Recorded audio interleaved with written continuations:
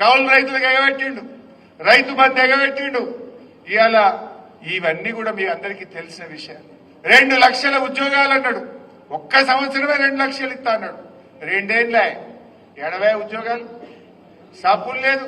కేసీఆర్ గారు నోటిఫికేషన్ ఇచ్చి, కేసీఆర్ పరీక్ష పెట్టి, కేసీఆర్ ఫలితాలు ఇస్తే వాళ్ళకి కాయిదాలు వచ్చి నేను ఇచ్చిన అంటాడు. ఇక నేను మొన్న పేరు పెట్టినా, రేవంత్ రెడ్డి అంటే సీఎం కాదీనా కటింగ్ మాస్టర్, సీఎం అంటే కటింగ్ మాస్టర్. జేబులో కత్తెర పెట్టుకొని తిరుగుతాడు రేవంత్ రెడ్డి. ఏడన్నా ఓ కేసీఆర్ కట్టిన బ్రిడ్జ్ రిబ్బన్ కత్తిరిస్తాడు, కేసీఆర్ కట్టిన దవాఖానకు పోయి రిబ్బన్ కత్తిరిస్తాడు, కేసీఆర్ చేసిన పనులకు అయితే రిబ్బన్ అన్న కత్తిరిస్తాడు, కేసీఆర్ పెట్టిన పథకాలన్నా కటింగ్ పెడతాడు. కేసీఆర్ కిట్ బంధు, న్యూట్రిషన్ కిట్ బంధు, బతుకమ్మ చీరలు బంధు, ఈ పథకాలన్నా కటింగ్ పెడతాడు. ఆయన చీఫ్ మినిస్టర్ కాదు, కటింగ్ మాస్టర్. ఈ రిబ్బన్ కత్తిరిస్తాడు, లేకపోతే పథకాలు కత్తిరిస్తాడు. ఇంతకు మించి ఏమైనా ఉన్నదా ఈ కటింగ్ మాస్టర్ది? అందువల్ల ప్రజలకు అన్ని అర్థమైంది, పాలేందో నీళ్ళేందో తేలిపోయింది. తప్పకుండా భవిష్యత్తు మనదే. నాకైతే సంపూర్ణమైన విశ్వాసం ఉంది, రేపు తెలంగాణలో ఎప్పుడు ఎన్నికలు వచ్చినా 100 సీట్లు బీఆర్ఎస్ పార్టీ గెలిచి తీరుతుంది. ఎవడెవడు అధికారులు, పోలీసు వాళ్ళు మా కార్యకర్తలు తిప్పలు పెడుతుర్రో బిడ్డ, మీ సంగతి చెప్తాం, మిమ్మల్ని ఇడిచిపెట్టేది లేదు, జాగ్రత్త అని హెచ్చరిస్తా ఉన్నా. అయిపోయింది గవర్నమెంట్, వచ్చేది బీఆర్ఎస్ఏ.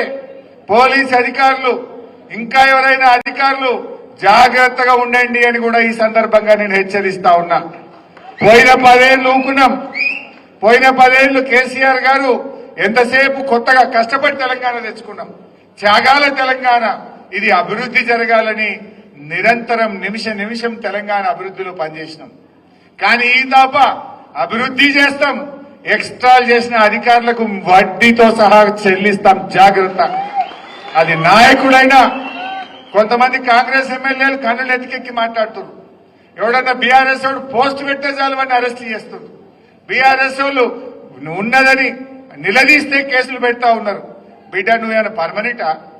నువ్వు కేసులు ఎక్కువ తక్కువ పెడితే రేపొద్దున నువ్వు కూడా ఇరుక్కుంటావు, జాగ్రత్త అని చెప్పి కూడా ఆ ఎమ్మెల్యేలను, ఆ కాంగ్రెస్ నాయకులను కూడా నేను ఈ సందర్భంగా హెచ్చరిస్తా ఉన్నా. అందువల్ల కార్యకర్తలారా, మన లీగల్ టీం మీకు వెన్నంటి ఉంటది.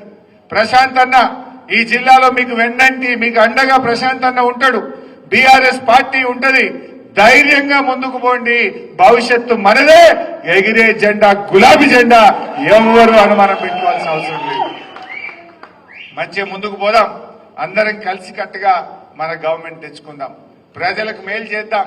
ప్రజలకు అన్ని విషయాలు కూడా అర్థమైనాయి.